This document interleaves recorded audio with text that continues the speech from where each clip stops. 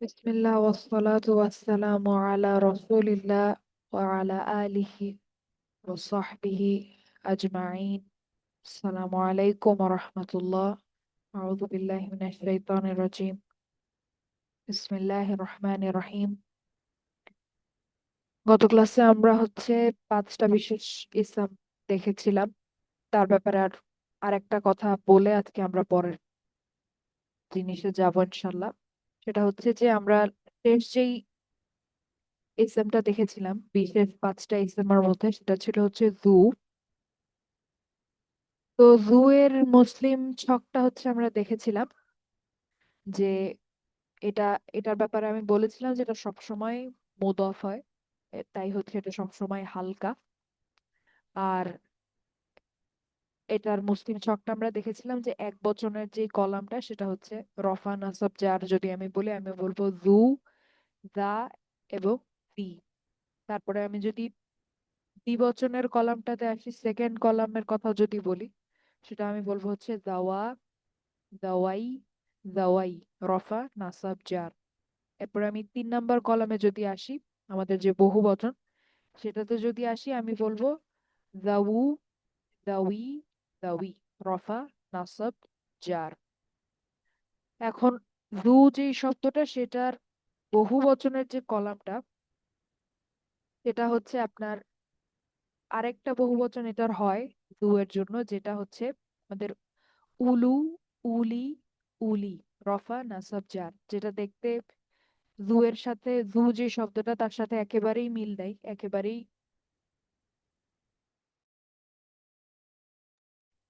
একেবারেই অন্যরকম দেখতে একটা শব্দ। তো জু যে শব্দটা, সেটার আমরা যখন 3 নাম্বার কলামটা বহু বচন, যখন রফা নাসাব জার যখন আমরা বলবো, তখন আমরা চাইলে জাউ, জাউই, জাউই এটা বলতে পারি। আবার এটাও বলতে পারি, এটাও বলার সঠিক যে উলু, উলি, উলি। উলু রফা, উলি নাসব, আবার উলি জার। এখন এইটা আমি যখন উচ্চারণ করছি, দেখেন আমি কিন্তু বলছি না উলু, আমি কিন্তু উচ্চারণটার পরে উচ্চারণটাকে লম্বা করছি না, আমি কিন্তু বলছি উলু। ঠিক আছে? অর্থাৎ আমি যদি দেখাই, আমি কিন্তু উচ্চারণ করছি অনেকটা এইভাবে। ঠিক আছে? আমি কিন্তু বলছি উলু, আমি কিন্তু বলছি না উলু, কিন্তু শব্দটা কিন্তু আসলে উলু। কিন্তু আরবিতে আরবরা আপনার এই শব্দটাকে আসলে উচ্চারণটা এভাবেই করে। প্র্যাকটিসটাই এরকম যে তারা উচ্চারণ করে এটাকে একটু ছোট করে। অর্থাৎ তারা উলু এভাবে বলে না, তারা বলে উলু। সেরকমই উলি, উলি, অর্থাৎ মনে হয় যে এই ওয়াও যেটা, যেখানে লিখিত অবস্থায় যে ওয়াওটা দেখা যাচ্ছে, সেটা আসলে উচ্চারণের সময় তারা বলে না। ঠিক আছে? তারা বলে উলু, উলি, উলি। তো এটা কোরআনে দেখা যায় এই শব্দটা, যার কারণে এটা এখানে আনা। তো আমরা এটা দেখেছি যে উলুল আলবাব, উলুল আলবাব এটা আমরা দেখেছি। তো উলু মানে একই, এই যে আমরা যে লিখেছি এর অধিকারী। আমরা গত ক্লাসে বলেছিলাম যে দু শব্দটার অর্থ এর অধিকারী। ঠিক আছে? এটা মুদফের অংশটুকুর অনুবাদ আমি করেছি। এখন মুদফ ইলাই আপনার যেটা দরকার, সেটা আমরা বসালেই এই অনুবাদটা আমাদের সম্পূর্ণ হয়ে যাবে। তো উলু অর্থ একই। জু যেই শব্দটা, সেটার যেই বহুবচনের যে কলামটা, 3 নাম্বার কলামটা, সেটার দুইটা চেহারা আমরা বললাম। একটা আমরা বলতে পারি জাউ, জাউই, জাউই, এটা মানে এর অধিকারী গণ। যেহেতু এটা বহুবচন, তার মানে আমি বলবো অধিকারী গণ। সেরকম উলু, উলি, উলি এটার মানেও অধিকারী গণ। ঠিক আছে? অর্থাৎ বহুবচন। তো উলুল আলবাব মানে তাহলে কি দাঁড়ায়? আলবাব মানে আলবাব মানে আপনার যাদের বুদ্ধিমত্তা আছে, যারা নিজেদের মস্তিষ্ক খরচ করে, চিন্তা করে, নিজেদের মস্তিষ্ক ব্যবহার করে, এরকম মানুষজন যাদের বুদ্ধিমত্তা আছে, যারা চিন্তা করে, আলবাব। তো উলুল আলবাব মানে বুদ্ধিমত্তার অধিকারীগণ। বুদ্ধিমত্তার অধিকারীগণ। অধিকারীগণ আমি কেন বলছি? এটা উলু, এটা বহুবচন রফা, এই জন্য আমি বলছি অধিকারী গণ। এই পর্যন্ত বুঝতে পেরেছেন আমি কি বললাম?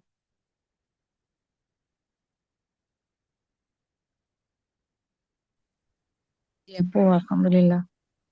আচ্ছা, তাহলে পাঁচটা বিশেষ ইসেমের ব্যাপারে আমাদের যেই কথা সেটা এখানে আপাতত শেষ। এখন আমরা আবার আমাদের যে বইটা সেই বইটাতে ফেরত যাব এবং অধ্যায় 2 নাম্বার যেটা তৃতীয় অধ্যায় সেটা আমরা দেখা শুরু করবো আজকে। তো দ্বিতীয় অধ্যায় আমি একটু জুম করি। দ্বিতীয় অধ্যায়ে দেখুন বলা হচ্ছে যে আল এআরাব। আল এআরাব, দ্বিতীয় অধ্যায়টা হচ্ছে আমাদের আল এআরাব। আমরা যদি শুরু থেকে পড়ি সেটা এখানে বলা হচ্ছে যে আরবি ভাষার 3 প্রকার শব্দের মধ্যে আমরা প্রথমে যেটি আলোচনা করব সেটি হলো ইসম। আমরা দেখে এসেছি প্রথম অধ্যায়ে যে আরবি ভাষাতে 3টা শব্দ আছে, 3 ধরনের, একটা হচ্ছে ইসম, ফেআল আর হচ্ছে হারফ। তো এখানে আমরা আলোচনা করব ইসম নিয়ে। প্রত্যেকটা ইসম এর 4টি বৈশিষ্ট্য আছে। এর 4টি বৈশিষ্ট্য আছে। বৈশিষ্ট্যগুলো হলো আমরা জানি যে অবস্থা, সংখ্যা, লিঙ্গ, type, status, number, gender, type. আমরা এই সিরিয়ালে শিখেছিলাম তাই আমি এভাবে বললাম। এখানে একটু আগে পরে লেখা আছে, কোনো সমস্যা নেই। আমরা যেই সিরিয়ালে শিখেছি সেই সিরিয়ালটাই রাখবো। অবস্থা, সংখ্যা, লিঙ্গ, টাইপ। ঠিক আছে, অবস্থা, সংখ্যা, লিঙ্গ, টাইপ বা ধরন, টাইপকে আমরা বাংলায় ধরন বলতে পারি। Status, number, gender, type.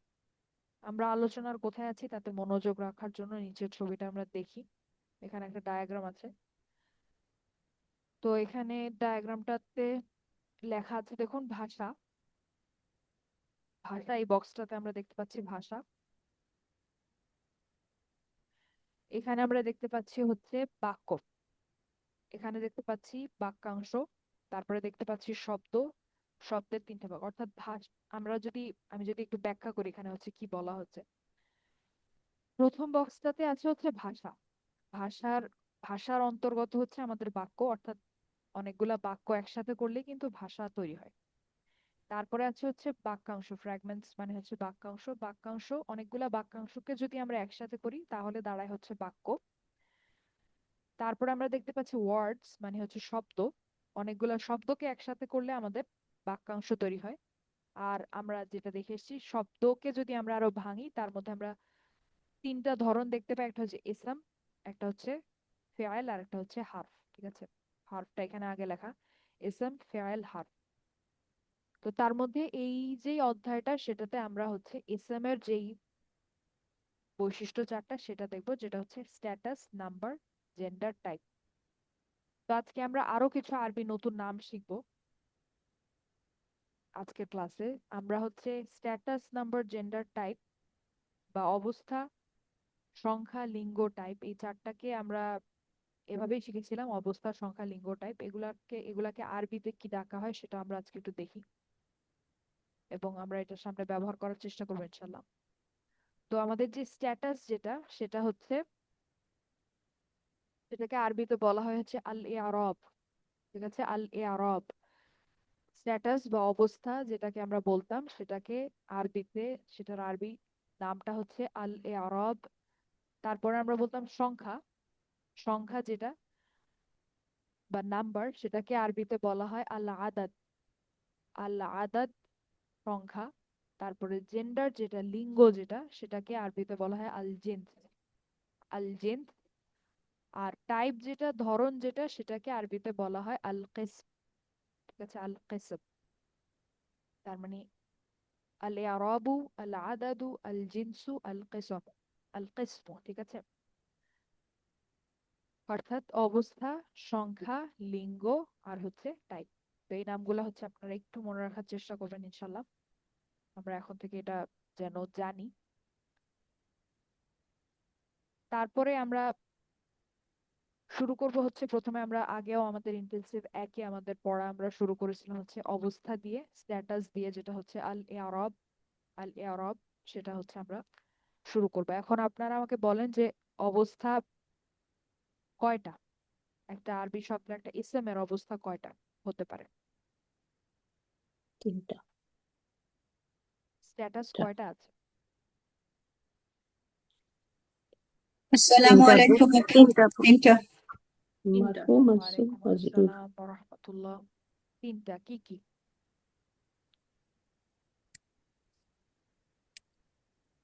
3টা স্ট্যাটাস কি কি? মারফু, 3টা আপু।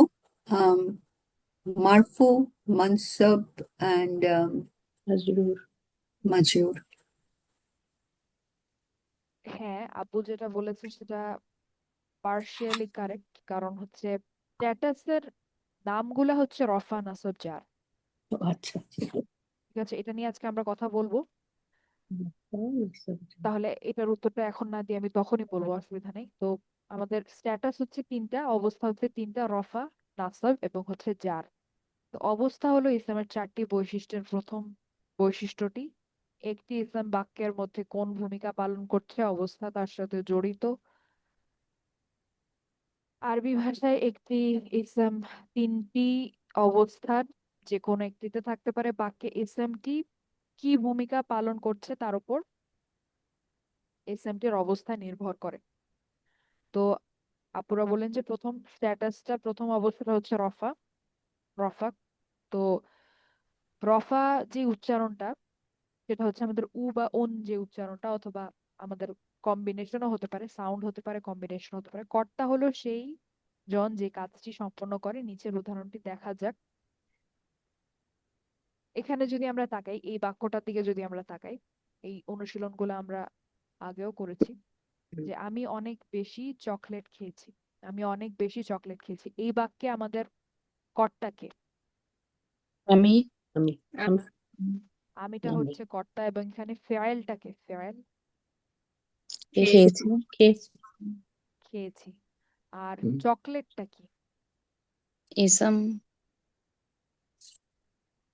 অর্থাৎ এইটা, এটা হচ্ছে হুম, আমাদের এই যে ফেয়ালের ব্যাপারে ডিটেইল আপু, অতিরিক্ত, হ্যাঁ, পেলের ডিটেইল বা ডিটেইল। হচ্ছে অতিরিক্ত তথ্য। আর অনেক বেশিটা হচ্ছে এখানে একটা অ্যাডজেক্টিভ, চকলেট শব্দটার অ্যাডজেক্টিভ। আচ্ছা, তো আমি হচ্ছে এখানে রফা, রফা অবস্থায় আছে বলাটা সঠিক। কেন বলছি এটা একটু পরেই আমি বলবো। এখানে কাজটি হলো খেয়েছি, ঠিক আগের মতো আমরা আগে যখন কোনো বাক্য দেখতাম, সেখানে আমরা প্রথমে হচ্ছে একটা ফেয়াল খুঁজে বের করার চেষ্টা করতাম, তারপরে আমরা বাকি জিনিস। তো এখন নিজেকে জিজ্ঞেস করুন, এটি কে ছিল যে খাওয়ার কাজটি করেছে। এই প্রশ্নটা করলেই হচ্ছে আমরা আমাদের রফা অবস্থায় থাকা যে কর্তা, অর্থাৎ কর্তা যে, তাকে হচ্ছে পেয়ে যাই। তো এখানে খাওয়ার কাজটি করেছে বক্তা, অর্থাৎ আমি, আমি হচ্ছে এখানে কর্তা, এটাই লেখা আছে। তারপরে আমার দাঁত ব্যথা করছে, এটা আরেকটা বাক্য। এখন এখানে ফেয়াল কে? ব্যথা ব্যথা করছে। ব্যথা করছে আপু। ব্যথা করছে, ব্যথা করছেটা হচ্ছে ফেয়াল। এখন হুম এখানে এই বাক্যে আমাদের কর্তাকে, দাঁত আমি কর্তা, আমি হুম শব্দটা কি কর্তা? হুম, দাঁত আমার দাঁত, দাঁত এখানে দাঁত। শুধু দাঁত শুধু দাঁত, শব্দটা হচ্ছে শুধু কর্তা, দাঁত। কারণ ইয়েস। ব্যথা, ব্যথা করার কাজটা কিন্তু দাঁত শব্দটাই করছে, তার মানে হুম দাঁত শব্দটা হচ্ছে কর্তা। আমি কিন্তু এখানে কর্তা না, ঠিক হুম আছে? তো এখানে কাজটি হলো ব্যথা করছে। এখন নিজেকে জিজ্ঞেস করুন ব্যথা করার কাজটি কে করছে। এখানে এটাই লেখা আছে, দাঁত এই কাজটি করছে, তাই দাঁত শব্দটা হচ্ছে এখানে কর্তা। তারপরে ডাক্তার আমাকে ঔষধ দিয়েছেন, এখানে ফেয়াল কোনটা? দিয়েছেন। হুম দিয়েছেন শব্দটা হচ্ছে আমাদের ফেয়াল। এবং হুম, কে দিয়েছেন দিয়ে যদি আমি প্রশ্ন করি, কর্তাকে, ডাক্তার ডাক্তার। ডাক্তার হচ্ছে এখানে কর্তা। আমি বা আমাকে যে শব্দটা, এটা কিন্তু কর্তা না, এই ব্যাপারে আমাদের ক্লিয়ার থাকতে হবে। হুম, আচ্ছা, তো গেল, উদাহরণগুলো আমরা দেখলাম। এখানে কোনো একটি বাক্যে কর্তা খুঁজে বের করার, কর্তা খুঁজে বের করতে হলে নিচের দুইটি ধাপ অনুসরণ করতে হবে, যেটাই আমরা এইমাত্র করলাম, যে কাজটা খুঁজে বের করুন। প্রথম প্রথম যে কাজটা আমরা করলাম, কাজটি খুঁজে বের করুন মানে হচ্ছে ফেয়ারটি খুঁজে বের করুন। ফেয়ার যেটা, সেটাকে আগে খুঁজে বের করুন। তারপরে নিজেকে জিজ্ঞেস করুন কে কাজটি করছে, অর্থাৎ যেটা আমরা একটু আগে করলাম, যে ফেয়াল খুঁজে বের করার পর আমরা প্রশ্ন করছিলাম ফেয়ালকে, যে এই কাজটা করছেটাকে, ফেয়ালটা কার দ্বারা সম্পাদিত হচ্ছে, সেটা জিজ্ঞেস করলেই আমরা কর্তা পেয়ে যাই। খেয়াল করে দেখুন, কর্তা কিন্তু মানুষবাচক নাও হতে পারে, কর্তা কিন্তু মানুষবাচক নাও হতে পারে। এই কথার মানে কি? এই কথার মানে হচ্ছে যে সবসময় যে কর্তা কোনো ব্যক্তি হবে এমন, ব্যাপারটা এমন না। ব্যাপারটা এমন হওয়ার কোনো কারণ নেই। আচ্ছা, এখানে একটা কথা বলে রাখি, যে এখানে আজকে আমরা আরেকটা নতুন আরবি নাম শিখি, যে কর্তা, এটাকে আরবিতে কি বলে? কর্তা তো বাংলা শব্দ, কর্তাকে হচ্ছে আরবিতে বলা হয় হচ্ছে ফাইল। ফাইল, ঠিক আছে? কর্তাকে আরবিতে বলা হয় হচ্ছে ফাইল। এখন থেকে আমরা এটা ব্যবহার করব, ফাইল। তো একটু আগে আমরা বইতে একটা কথা দেখলাম যে কর্তা যে সবসময় মানুষই হতে হবে, ব্যাপারটা কিন্তু এমন না। ব্যাপারটা এমন না কেন, তার একটা উদাহরণ আমরা এখানে দেখি। দেখুন, আইসক্রিমটি গলে গিয়েছে, এখানে ফেয়াইল কে বলেন তো এই বাক্যে? আইসক্রিমটি আইস গলে আইসক্রিম না, ফেল ফেয়াইল, হচ্ছে গলে যাওয়া। বলে আচ্ছা ফেল গলে গিয়েছে, গলে গলে গিয়েছে গেছে অংশটা, গলে গিয়েছে অংশটা হচ্ছে ফেয়াইল। তার মানে এখন যদি আমি জিজ্ঞেস করি কে গলে গিয়েছে, উত্তরটা কিন্তু আসবে হচ্ছে আইসক্রিমটি। হুম আইসক্রিমটি শব্দটা কিন্তু কোনো মানুষ না, কিন্তু এই বাক্যে এটা কিন্তু ফাইল, কর্তা। ইয়েস ঠিক আছে? হুম তো তার মানে আমরা বইতে যে কথাটা দেখলাম যে আমাদের যে কর্তা বা ফাইল, যে ফাইল ব্যবহার করবো এই শব্দটা আমরা এখন থেকে। ফাইল সবসময় যে ব্যক্তি হতে হবে বা মানুষ হতে হবে এমন কোনো কথা নাই। সরি আপু, রফা, একটা কোশ্চেন ছিল, করব? জি অবশ্যই। আচ্ছা, এই ফাইল নিয়েই যে আমরা ওই সরফের যে চার্টে একটা পড়ছি যে ইসম ফাইল, এটা কি সেম, এটা কি বোঝাচ্ছে ইসম ফাইল? না, হুম আমি জানতাম যে এই প্রশ্নটা আজকে আসবে যে ইসম ফাইল আর ফাইলের মধ্যে পার্থক্য কি। এটার উত্তর ও আমি নেক্সট ক্লাসে দিব, আজকে না, আজকে সময় হবে না। ইনশাআল্লাহ। নেক্সট ক্লাসে ও আমি আমরা তো ইনশাল্লাহ। ভাবছি ফাইলটাই বোধ এটা না না, ইসম ফাইল আর ফাইল দুইটা এক জিনিস না, ও এটার পার্থক্য আছে, এটা আমি নেক্সট ক্লাসে বলবো আচ্ছা ইনশাল্লাহ। আচ্ছা ঠিক আছে? ভুল করছি এটা ওকে, ইনশাআল্লাহ। আচ্ছা, তো আমরা জানলাম যে কর্তাকে আমরা বলি হচ্ছে ফাইল। রফা ডিফল্ট অবস্থা হিসেবে পরিচিত। আচ্ছা, এখানে একটু ছোট করি। রফা ডিফল্ট অবস্থা হিসেবে পরিচিত যদি কোনো একটি বাক্যে একটি ইসম অন্য কোনো অবস্থা হওয়ার কোনো কারণ না থাকে, তাহলে ইসলামটির অবস্থাকে রফা হিসেবে ধরা হয়। এইটার এই লাইন এতটুকুর মানে এখন আমরা বুঝবো এটার মানে কি। দেখেন, আমরা যখন শুরু থেকে ইন্টেন্সিভ ওয়ান থেকে যখন আমরা রফা রফা বলছিলাম বা স্ট্যাটাস রফা এটা যখন বলছিলাম, রফা মানে আমরা কি বুঝতাম বলেন তো? রফা মানে কর্তা, এটা মানে আমরা আসলে কি বুঝতাম? কর্তা মানে হচ্ছে অবশ্যই, কর্তা যদি থাকতে হয় বাক্যে তো একটা ফেয়ারেল থাকতে হবে, তাই না? হুম হুম ফেয়ারেলই যদি না থাকে, কর্তা হওয়ার তো কোনো প্রশ্নই ওঠে না। এই কথাটা কি বুঝতে পেরেছেন? আচ্ছা, জি আপু, জি জি। আপু। মানে হচ্ছে আমরা ইন্টেন্সিভ ওয়ান থেকে রফা বলতে এটাই বুঝে আসছি যে রফা হচ্ছে কর্তা, তাই না? ইয়েস তাই বাস্তব ফেয়ারেলের ডুয়ার, ফেয়ারেলের ডুয়ার যে বা ফেয়ারেলের কর্তা, যে ফেয়ারেলটা করছে, যে কাজটা করছে, যে সেই হচ্ছে কর্তা, সেই হচ্ছে রফা। এটাই তো আমরা জানি এ পর্যন্ত, তাই না? ইয়েস জি আপু। হ্যাঁ, এখন ওইটা আমরা তখন জানতাম এই কারণে, কারণ তখন আমরা শেখা শুরু করেছিলাম। এখন আমাদের চিন্তা ভাবনাকে আরেকটু বিস্তৃত করতে হবে যে রফা যে সবসময় আপনার কর্তাই হয়, ব্যাপারটা কিন্তু তা না। ঠিক আছে, ব্যাপারটা কিন্তু তা না। দেখেন, এই যে আমি একটা বাক্য লিখেছি, দেখেন আলহামদুলিল্লাহ।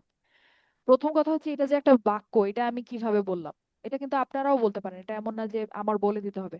আলহামদুলিল্লাহি, এটা যে একটা বাক্য, এটা কিন্তু আপনারা এখন বলতে পারেন কিভাবে।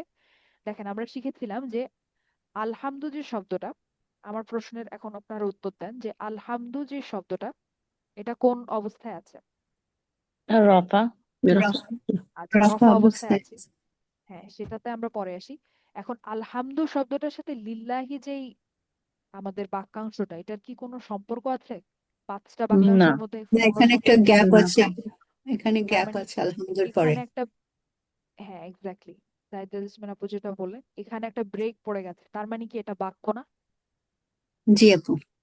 হ্যাঁ, এটা কিন্তু আমরা ইন্টেন্সিভ ওয়ানের শেষেই শিখেছিলাম যে যদি পাশাপাশি দুইটা এমন শব্দ থাকে যাদের মাঝখানে আমাদের পাঁচটা বাক্যাংশের কোনো একটার কোনোটাই যদি অ্যাপ্লাই করা না যায়, প্রয়োগ করা না যায়, তাহলে সেটা একটা বাক্য। মানে ব্রেক পড়েছে মানে এটা একটা বাক্য। তার মানে এটা একটা বাক্য, আমরা বুঝলাম। এখন আমাকে বলেন তো আলহামদু মানে কি? আলহামদু, প্রথম কথা হচ্ছে আলহামদু এটা কি ইসম, ফেয়াল নাকি হারফ, এটা বলেন। এটা ইসম। ইসম। কিভাবে বুঝলেন ইসম? আল, আল আছে আলিফ, আপু। আলিফ জি লাম আল আছে, আছে। এক্স্যাক্টলি, আলিফ লাম আছে। আলিফ লাম থাকা মানে এটা ইসম, বুঝলাম। লিল্লাহি, লিল্লাহিটা কি? এটা হার্ফ জার, লাম इससे मजरूर आते हैं। জার জার মাজরুর, তাই তো? জার মাজরুর লাম হচ্ছে, হ্যাঁ, লাম হচ্ছে হারফ জার, আর আল্লাহি যে শব্দটা সেটা হচ্ছে আমাদের মাজরুর, জার মাজরুর। তার মানে লি তো হচ্ছে হারফ, আর हम्म, আল্লাহি যে শব্দটা, আল্লাহ শব্দটা কি ইসম নাকি ফেআইল নাকি হারফ? ইসম। ইসম। তার মানে আলহামদুলিল্লাহি, এই যে বাক্যটা, এখানে কি কোনো ফেআইল আছে? না আপু। ना কিন্তু হিডেন এই, ফেল আছে আপু, হিডেন ফেল, কারণ আমরা তো धारणा না যদি ইংলিশে না না না ট্রান্সলেট করি তখন বলবো না যে অল ইজ হ্যাঁ, বা আর এরকম তো কিছু আনবো আমরা। না ওইটা, হ্যাঁ আপু ভালো কথা বলেছেন, যদিও আমরা এটা বাংলায় শিখছি। আপু যেহেতু বলেছেন ইংলিশের, এই কথাটা আমি বলি। ইজ আর এগুলো কিন্তু আরবিতে ফেয়াইল না। हम्म, ইংলিশে ফেয়াইল, কিন্তু আচ্ছা আরবিতে না। আরবিতে না। আচ্ছা আচ্ছা। যে কারণেই হুম, হচ্ছে এই বাক্যে কিন্তু কোনো ফেয়াইল নাই। ঠিক আছে? আচ্ছা আচ্ছা। দেখেন, এই যে আমি অনুবাদ করেছি, আলহামদু মানে হচ্ছে সকল প্রশংসা, আর हम्म, লিল্লাহি মানে হচ্ছে আল্লাহর জন্য। শেষ, এতটুকু। এবং এটা একটা সম্পূর্ণ বাক্য, কোনো সমস্যা নেই এই বাক্যে, কোনো কিছু মিসিং না, কোনো কিছু হিডেন না, কিন্তু এটা একটা সম্পূর্ণ বাক্য, এবং এখানে কিন্তু কোনো ফেয়াইল নাই। এই ব্যাপারটা কি আপনারা ক্লিয়ার? এখানে যে কোনো ফেয়াইল নাই। जी জি আপু। এখন ক্লিয়ার, এখন, এখন বুঝছি। হ্যাঁ, এত এখন হচ্ছে আসল কথা। এই বাক্যে তো কোনো ফেয়াইল নাই, তাহলে আলহামদু রফা কেন? এখানে রফা মানে কি? রফা মানে তো আমরা কর্তা জানি, কর্তা থাকতে হলে তো ফেয়াইল থাকতে হবে, এই বাক্যে তো কোনো ফেয়াইল নাই, তাহলে এখানে রফা কি করছে? हम्म, এখানে তাই কি না? মানে মেইন আলোচ্য বিষয় সেটা সেজন্য নাকি? হ্যাঁ। আপু, এটা তো তো ইংলিশে যদি আবার বলি তাহলে এটা তো সাবজেক্ট, তাই না আপু? সাবজেক্ট তো কর্তা। আপনারা যেটা বলছেন যে মূল বিষয় বা সাবজেক্ট, এই যে হ্যাঁ, ব্যাপারগুলা, সেগুলা হচ্ছে আমরা যখন সেন্টেন্স স্ট্রাকচার শিখবো তখন বুঝবো। আপাতত আমি বলতে চাচ্ছি যে এই বাক্যে কোনো ফেয়াইল নাই, তারপরও yes এখানে আমরা একটা রফা অবস্থায় আছে এরকম একটা শব্দ দেখতে পাচ্ছি। কারণ রফা যে সবসময় আপনার কর্তাই হতে হবে এমন কোনো কথা নাই। ঠিক আছে? রফা দুইটা কারণে হতে হতে পারে। একটা বাক্যে আপনার রফা অবস্থায় একটা শব্দ আসতে পারে দুইটা কারণে। একটা হচ্ছে যেটা আমরা এতদিন ধরে জেনে এসেছি, যেটা হচ্ছে কর্তা। অর্থাৎ ওই বাক্যে একটা কর্তা আছে। কর্তা আছে মানে ওই বাক্যে একটা ফেয়াইল আছে। তো হুম, কর্তাটাকে তার মানে রফা রফা অবস্থায় থাকতে হবে। ঠিক আছে? আরেকটা জিনিস হচ্ছে যে আপনার যদি বাক্যে হচ্ছে এমন কোনো শব্দ থাকে যেই শব্দটার হচ্ছে আপনার নাসাব বা জার হওয়ার কোনো কারণ নাই, কোনো কারণ নাই, যেমন আলহামদু শব্দটার কিন্তু নাসাব বা জার হওয়ার কোনো কারণ নাই, কোনো হারফ নাসাব নাই, এটা কোনো আপনার অতিরিক্ত তথ্য না, বা কোনো হারফ জার নাই, অন্য কোনো স্ট্যাটাস হওয়ার বা অবস্থা হওয়ার যদি কোনো কারণ না থাকে, একটা শব্দ বাই ডিফল্ট রফা অবস্থায় থাকবে। অর্থাৎ স্বাভাবিক অবস্থাটা হচ্ছে রফা অবস্থায় থাকা। ঠিক আছে? তো রফা হুম। হতে পারে এই দুইটা কারণে, একটা হচ্ছে কর্তা, আর একটা হচ্ছে সে বাই ডিফল্ট রফা, কারণ তার নাসাব অথবা জার হওয়ার অন্য আর কোনো কারণ নেই। তাহলে এই আপু কথাটাই, এখানে কোনো কর্তা নাই, এই সেন্টেন্সে কোনো কর্তা নাই। না, এই সেন্টেন্সে কোনো কর্তা নাই। কর্তা মানেই হচ্ছে যে কাজ করছে, এখানে তো কোনো হুম, কাজই নেই। আচ্ছা আচ্ছা। হুম, ঠিক আছে? আচ্ছা, তো এখন এখানে এই দুই লাইনে আসলে এটাই বলা হয়েছে যেটা আমি মাত্র বললাম, রফা হচ্ছে ডিফল্ট ডিফল্ট অবস্থা হিসেবে পরিচিত। যদি কোনো বাক্যে ইসম অন্য কোনো অবস্থা হওয়ার কোনো কারণ না থাকে, যেটা আমি বললাম যে নাসাব জার হওয়ার অবস্থা হওয়ার কোনো কারণ নাই, তার মানে হচ্ছে ইসমটাকে রফা হিসেবে ধরে নেওয়া হবে, অর্থাৎ সে রফা অবস্থায় থাকবে, যেমন আলহামদু শব্দটা রফা অবস্থায় আছে। ঠিক আছে? এই দুই লাইনের মানে হচ্ছে এটা।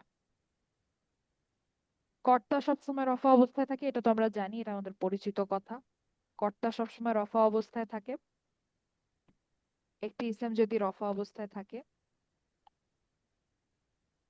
তাহলে আরবিতে বলে এই এই ইসমটি মারফু। এটা নিয়ে এখন আমরা কথা বলবো। আমাদের এই শব্দটি মারফু মনে রাখতে হবে, এবং কোন ইসমকে যদি বলা হয় মারফু, হুম, তাহলে বুঝতে হবে যে ইসলামটি রফা অবস্থায় আছে।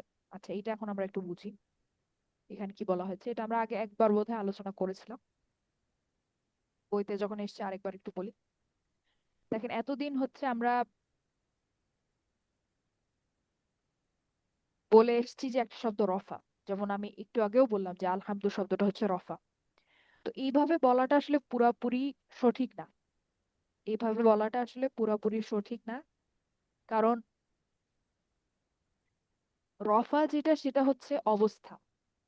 ঠিক আছে, তো আমি যদি এভাবে বলি যে আলহামদু শব্দটা রফা অবস্থায় আছে, এটা বলাটা সঠিক, কিন্তু আলহামদু শব্দটা যে রফা এটা বলাটা পুরোপুরি সঠিক না। তো যেই শব্দটা রফা অবস্থায় থাকে সেটাকে আমরা বলি হচ্ছে মারফু। মারফু, ঠিক আছে, মারফু। আমি যদি এখানে একটু লিখি,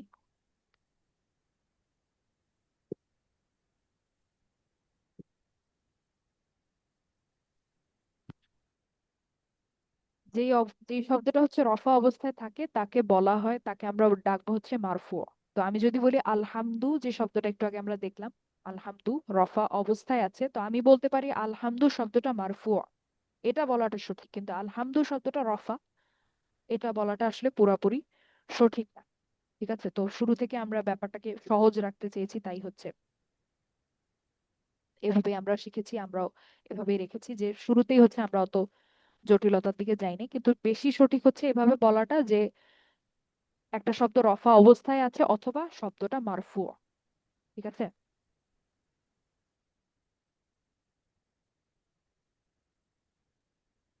আচ্ছা।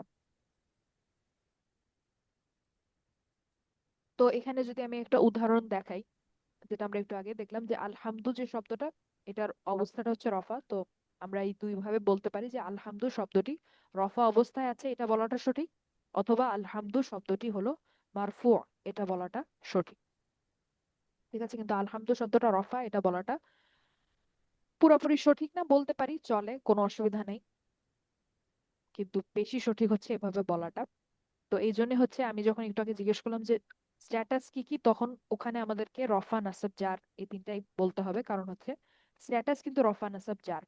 এখন ওই স্ট্যাটাসে যে শব্দটা থাকবে সেটা হচ্ছে মারফু, মানসুব, মাজরুর, সেটা বলতে পারি। ঠিক আছে, এখন বোঝা গেছে? জি আপু। আচ্ছা, কঠিন লাগছে আপু, কঠিন,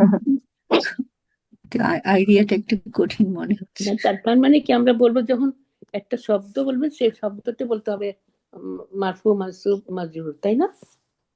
হ্যাঁ, ওইভাবে বলাটা সঠিক। এখন আমরা সহজতার জন্য এভাবেও বলতে পারি যে আলহামদু শব্দটা রফা, কিন্তু আচ্ছা। এটা বলাটা পুরাপুরি সঠিক না আর কি।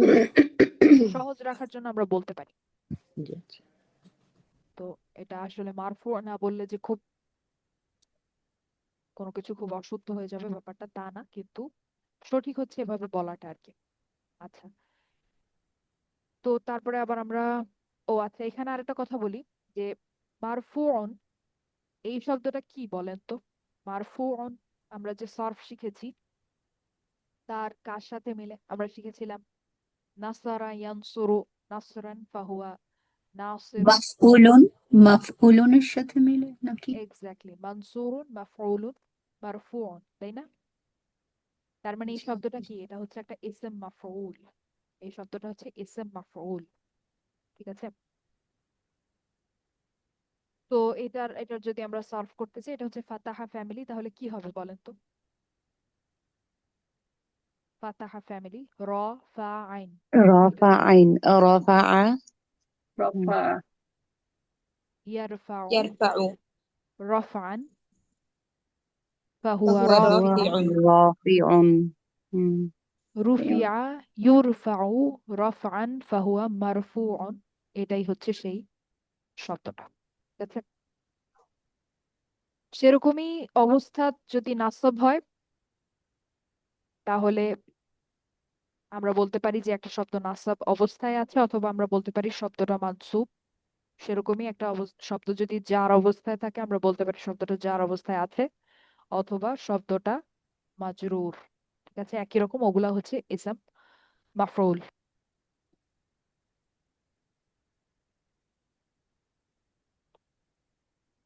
তারপরে আমরা আসি নাসবে। নাসব বাক্যের মধ্যে কাজটির ব্যাপারে আরো বিস্তারিত বিবরণ থাকলে সেগুলোকে বর্ণনা বা নাসব বলা হয়, মানে অতিরিক্ত তথ্য আমরা যেটা বলেছিলাম আর কি বাক্যে।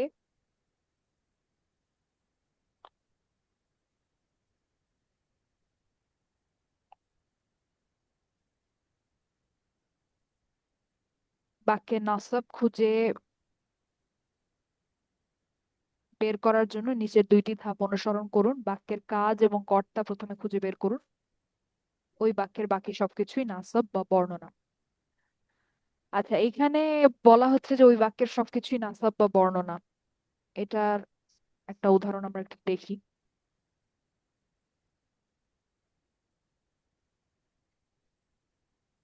এখানে আমরা দেখেন একটা বাক্য নিয়েছি যেখানে বলা হচ্ছে যে খলাকাল্লাহুস সামাওয়াতি ওয়াল আরদা বিল হাক্কি খলাকা আল্লাহু আস-সামাওয়াতি ওয়াল আরদা বিল হাক্কি। এখানে আমাদের প্রথম কাজ আমরা একটু আগে দেখে আসলাম, যেটা বইতে লেখা ছিল, যে প্রথম কাজ হচ্ছে আমরা ফেয়াইল খুঁজে বের করব। এই বাক্যে ফেয়াইল কে? ফলো আচ্ছা, খলাকা হচ্ছে আমাদের ফেয়াইল। মাদি নাকি মুদারে? মাদি। আদি মাদি। এটা কি ছোট ফ্যামিলি নাকি বড় ফ্যামিলি? ছোট ফ্যামিলি ছোট আপু। ফ্যামিলি ছোট ফ্যামিলি। ফ্যামিলিটা আমি বলে দিচ্ছি নাসারা ফ্যামিলি। তাহলে খালাকা কি হবে তারপরের শব্দটা? ইয়াখলুকু ইয়াখলুকু ইয়াখলুকু খালকান আহ, ওয়াহুয়া খলকান খালিকুন। মাহুয়া খলিকুন খলিকুন খুলিক ইয়াখলুকু খলকান মাহুয়া মাখলুকুন। আপনি তো এটা হচ্ছে নাসারা ফ্যামিলি। এখন খালাকা শব্দটা আমাদের আমরা যেই চার্ট শিখেছিলাম, টেবিল শিখেছিলাম, তার কোন কোন সর্বনামের পাশে এটা বসে? হুয়া হুয়া নাসবা, আপু হুয়া হুয়া হুয়া হুয়া হুয়া খালাকা, নাস তাই তো? হুম, হ্যাঁ, তো এখন আমাদের যদি একটা আউটসাইড ডুয়ার বা বাইরের কর্তা লাগে, সেক্ষেত্রে আমাদের যে ফেয়ারটা সেটাকে হুয়া বা হিয়া চেহারায় থাকতে হয়। এটা তো আপনাদের মনে আছে আশা করি। জি তো জি আপু। এখানে এখানে হুয়া চেহারায় আছে, তার মানে নিশ্চয়ই একটা বাইরের কর্তা যদি পাই আমরা, তাহলে আমরা নিতে পারি, তাই না? হুম, হুম, হুম, তো জি এখানে আমরা দেখতে পাচ্ছি যে আল্লাহ যে শব্দটা, সেটা রফা বা মারফু বলাটা বেশি সঠিক। মারফু এবং হচ্ছে রফা অবস্থায় আছে, এবং হচ্ছে এটা পরে এসছে, ফেয়ারের পরে এসছে। তার মানে কি বাইরের কর্তা হতে পারে কিনা? জি জি। পারি ইয়েস ইয়েস হতে পারে পারি মানে আপু হবে। হ্যাঁ, হতে হবে পারে মানে হবে। তো আল্লাহ যে শব্দটা, এটা হচ্ছে খালাকা শব্দটার বাইরের কর্তা। তো আমরা এই মাত্র বইতে যেটা দেখে আসলাম যে আমরা মানসুব কিভাবে খুঁজে বের করব, তার দুইটা শর্ত ছিল। প্রথম শর্তটা ছিল যে আমাদেরকে ফেয়াইল এবং ফাইল, অর্থাৎ কাজ এবং কর্তা খুঁজে বের করতে হবে। কাজ এবং কর্তা আমরা খুঁজে বের করেছি, ফাইল এবং ফাইল। আল্লাহ যে শব্দটা, এটা কিন্তু এখানে ফাইল।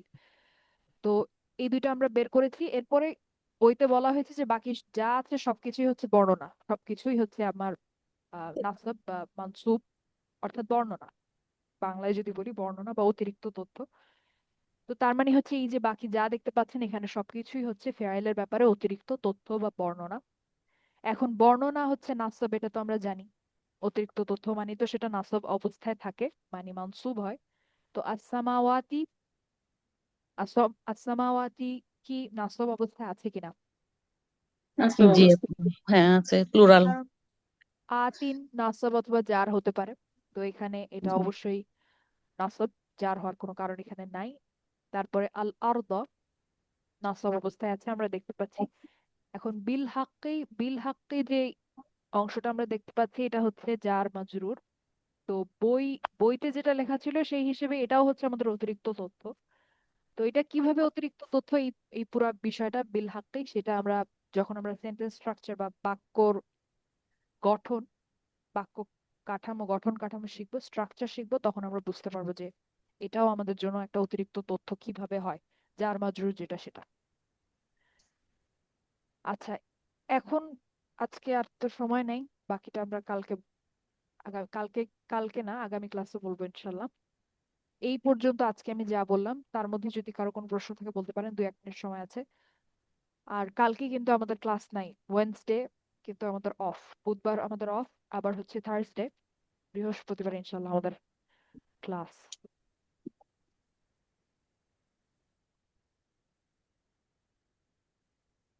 আচ্ছা, এখানে আরেকটা কথা আমি বলে দিই। আরেকটা কথা আমার বলার ছিল আজকে, সেটা হচ্ছে যে আমাদের যখন আপনার ফেয়াইল ফাইল যখন আমরা খুঁজে বের করি, বাক্যে এরপরে যে অতিরিক্ত যে ডিটেল গুলা থাকে, অতিরিক্ত যে তথ্যগুলা থাকে, সেগুলাকে এখন থেকে আমরা ডাকবো হচ্ছে মাফউল।